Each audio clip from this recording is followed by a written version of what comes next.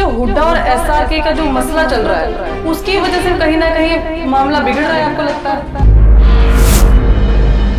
हमारी जनता बहुत ही समझदार है, आज की युवा पीढ़ी बड़ी समझदार है। उनको दिख रहा है कि क्या गंदा खेल खेला जा रहा है।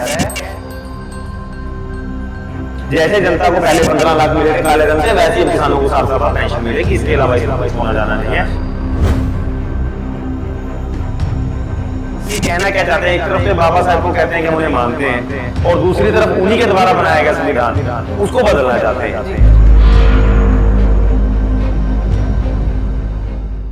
नमस्कार, एवन हरियाणा देख रहे हैं आप और मैं हूं आपके साथ शिवानी हंस।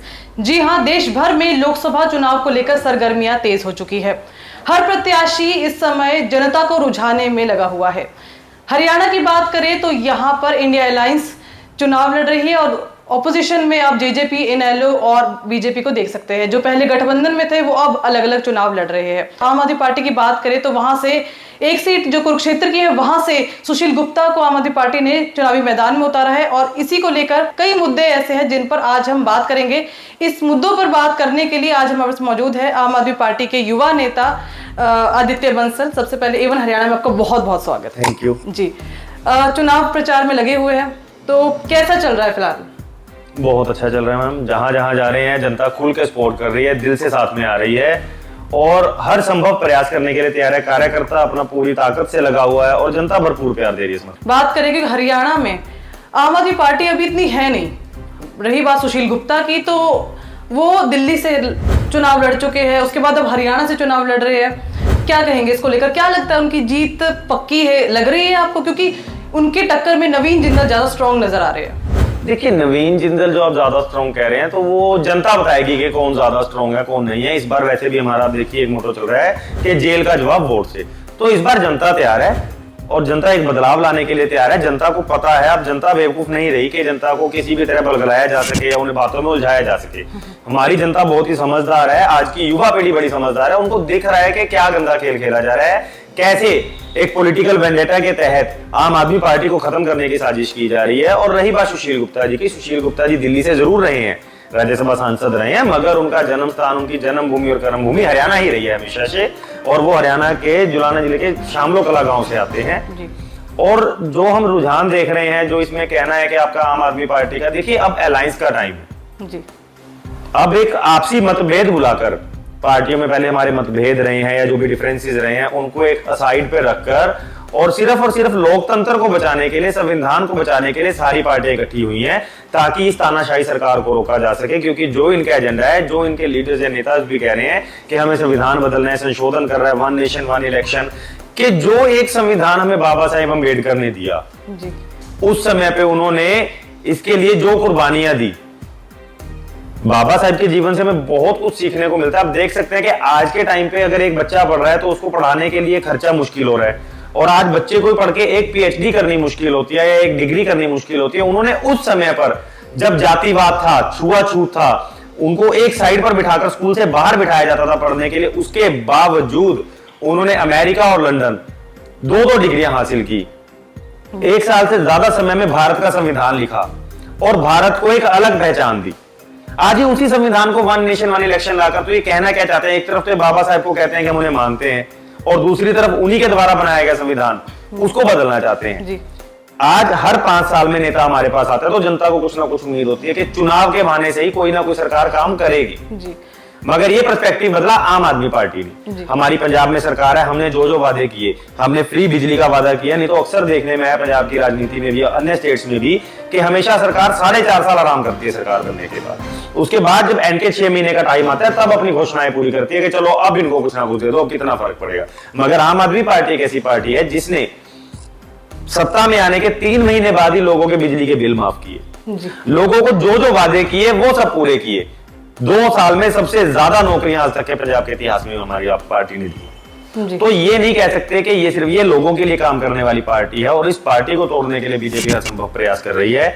मगर हमारा एक एक कार्यकर्ता अरविंद केजरीवाल है और वो मुस्तैदी से खड़ा है और कुरुक्षेत्र सीट के लिए जी जान लगा कर तैयार है। ठीक है, जिस तरीके से आपने बात की वन नेशन वन इलेक्शन, तो बीजेपी का मैनिफेस्टो है जिसमें ये उन्होंने मुद्दा रखा है कि वन नेशन वन इलेक्शन होगा। इसके अलावा बहुत सारे मुद्दे उन्होंने रखे हैं। उनका कहना है कि जनता से सुझाव लेकर ही ये मैनिफेस्टो तैयार किया गया। वहीं अगर बात करें इंडियन अलायंस की, ना उनका अब तक मैनिफेस्टो है और बहुत सारे, हरियाणा की बात करें अब तक उनके कैंडिडेट्स भी नहीं है। देखिए मैनिफेस्टो जो आप बात कर रहे हैं तो वो जनता से बात करके जो मैनिफेस्टो आएगा उसमें समय लगता है, जनता की मुसीबतों को जानने में समय लगता है। अब जब अलायंस है तो अलायंस में हर किसी की राय होती है, हर किसी की एक समझ होती है, तो उसके हिसाब से बनाने में जो भी समय लग रहा है, बाकी ये काम सारा शीर्ष नेतृत्व का। इसके बारे में मैं कुछ नहीं कह सकता कि मैनिफेस्टो क्यों नहीं जारी हुआ। रही बात बीजेपी की मैनिफेस्टो की, उनमें सबसे बड़ा देखिए वो कह रहे हैं हम किसानों को 22 फसलों पर एमएसपी देने को प्रतिबद्ध रहेंगे। किसानों को 60 साल के बाद पेंशन देने का उन्होंने घोषणा पत्र में वादा किया है। मगर ये वही किसान है जिनको वो दिल्ली जाने से रोक रहे हैं। उन्होंने हरियाणा में बिठाया तो ये किसान क्या मांग रहे थे, ये भी एमएसपी मांग कर रहे हैं। सरकार ने 3 पहले काले कानून लेकर आए, उसके बाद बीजेपी ने लंबे संघर्ष के बाद किसानों के 750 से ज्यादा शहादतों के बाद उन कानूनों को वापस लिया। मगर आज तक उन पे कोई सहमति नहीं बन पाई है, ना ही बीजेपी ने उन पर कोई राय दी है। अब मैनिफेस्टो में इन्होंने फिर से डाले तो ये जनता को सिर्फ बहकाने का है, जुमलेबाजी वाला काम है। ये करना कुछ नहीं है। इन्होंने जैसे जनता को पहले 15 लाख मिले थे काले धन से, वैसे ही अब किसानों को 60 साल बाद पेंशन मिलेगी। इसके अलावा इसमें कुछ होना जाना नहीं है। तो ये बीजेपी वही है जो अपने आप को किसान हितैषी बताती है। और आज भारत की 70% जनसंख्या किसानी पर निर्भर है, खेती पर निर्भर है। उसके बावजूद इतना बड़ा आंदोलन जो सरकार के खिलाफ हुआ किसानों ने किया, तो ये सरकार की नाकामी को दिखाता है, इनकी हार को दिखाता है। चलिए अब मुद्दे से बहुत जल्दी भटक जाते हैं। तो हमारा बात हो रही थी भी कांग्रेस की सीटें जो अभी तक घोषित नहीं हुई है। इसके अलावा क्योंकि जो हुड्डा और एसआरके का जो मसला चल रहा है, उसकी वजह से कहीं ना कहीं मामला बिगड़ रहा है, आपको लगता है? नहीं, देखिए इस मामले में बात करने पे मैंने आपको पहले भी कहा है कि जो मेरा खर्च है या जिस हिसाब से मेरी नॉलेज है उसके भी पे मैं जो आपको कह सकता हूँ वो बता सकता हूँ। देखो कांग्रेस ने सीटें डिक्लेयर करनी है, ये उनका आपसी मामला है और उनके शीर्ष नेतृत्व का मामला है जी। तो इसमें वैसे भी आप देखिए इसमें समय होता है सीटें डिक्लेयर करने के लिए। नॉमिनेशन का जो टाइम फाइनल किया गया है तो वो किसी वजह से किया जाता है, तो जनता के देखने के कौन से क्योंकि लगातार बैठकें हो रही है, 2 दिन तक मंथन चला है। देखिए वो मंथन होता रहेगा, मंथन होगा तभी जनता के चाहते नेता को पता किया जाएगा। क्योंकि आज जनता के बीच में उसी को लाने का फायदा है जिसको जनता चाहती है, जो जनता के लिए काम करना चाहता है। आज मकसद प्रधानमंत्री बनाना नहीं है, सबसे पहला मकसद है हमारा सांसद बनाना जो जनता के लिए काम कर सके। तो उस सांसद को लाने के लिए हर भरपूर प्रयास किया जाएगा। और जहां तक अभी नामांकन की स्थिति जो टाइम है वो दूर है, तो तब तक सारे कैंडिडेट्स का अनाउंसमेंट हो जाएगा, इसमें कोई दो राय नहीं। जिस तरीके से हरियाणा में देखा जा सकता है कि बीजेपी और जेजेपी का किसानों के द्वारा बहुत ज्यादा विरोध किया जा रहा है, गांव में उन्हें घुसने नहीं दिया जा रहा, उनकी गाड़ियों को रोक के जा रहा है, काले झंडे दिखाए जा रहे हैं। तो ऐसे में आपको लगता है कि इसका कहीं ना कहीं फायदा इंडिया अलायंस को मिलेगा जो वो उठाना चाह सकती थी लेकिन अब नहीं उठा पा रही है? देखिए मैं ये कहूंगा कि इसका फायदा सिर्फ उस प्रत्याशी को मिलेगा जिसको जनता चाहती है जी, चाहे वो किसी भी पार्टी का है। इंडिया अलायंस की हम बात नहीं करें क्योंकि कई पार्टी ऐसी है जो इंडिया अलायंस से बाहर भी हैं।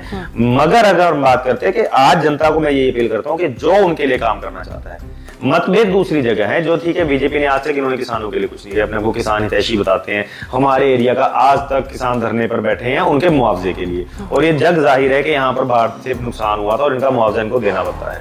उसके अलावा किसानों ने कितनी देर तक अंबाला बैठे रहे, खनौरी बॉर्डर पर, शंभू बॉर्डर पर आप देखिए ना, ये तो किसानों के साथ अत्याचार इस सरकार ने किया है। तो ये लुभावने वादे जरूर करती है, ये किसानों की आय दुगनी का वादा इन्होंने किया था 2022 तक, मगर आज तक कुछ नहीं हुआ। किसान कर्जे में डूबा है, तो इसी वजह से किसान वो अपनी व्यथा सुना रहा है, उसके पास और कोई तरीका नहीं है क्योंकि सरकार इनकी सुनते नहीं है, इनकी आवाज आगे पहुंचाने का इनके पास कोई जरिया नहीं है। तो इनको विरोध या प्रदर्शन के अलावा और कोई उम्मीद दिखी नहीं, तो इसीलिए किसान विरोध कर रहे हैं। ये इनका अपना तरीका है। मगर मेरी बात एक आपसे जरूर कहना चाहूंगा आपके चैनल के माध्यम से भी कि कड़वी जरूर लगेगी, प्लीज आप विरोध कीजिए, झंडे दिखाइए, मगर कहीं भी हिंसक मत होइए। कई जगह जो आपकी पत्थर मारने की वीडियोस आई हैं, जब मारपीट की वीडियोस आई हैं, उनसे बचें या ऐसे लोगों से दूर रहें। क्योंकि है तो ये एक पार्टी के लेता है, वो पार्टी से हमारी दुश्मनी है, एक पर्टिकुलर किसी भी आदमी से दुश्मनी नहीं है। तो इससे बचे। अगर मेरी बात किसी को बुरा लगता है उसके लिए माफी जरूर चाहूंगा, मगर आप विरोध प्रदर्शन करें, धरना प्रदर्शन करें, आपका अधिकार है, मगर शांतिपूर्वक तरीके से करें। चलिए बहुत बहुत धन्यवाद बात करने के लिए। तो ये थे आदित्य बंसल जिन्होंने तमाम मुद्दों पर हमारे साथ बातचीत की। आपको इनकी बातचीत कैसे लगी अपनी राय कमेंट बॉक्स में जरूर दीजिएगा। धन्यवाद। लेटेस्ट वीडियोस के लिए अभी सब्सक्राइब करें A1 हरियाणा को और प्रेस करें बेल आइकन ताकि सभी अपडेट्स आपको मिले सबसे पहले।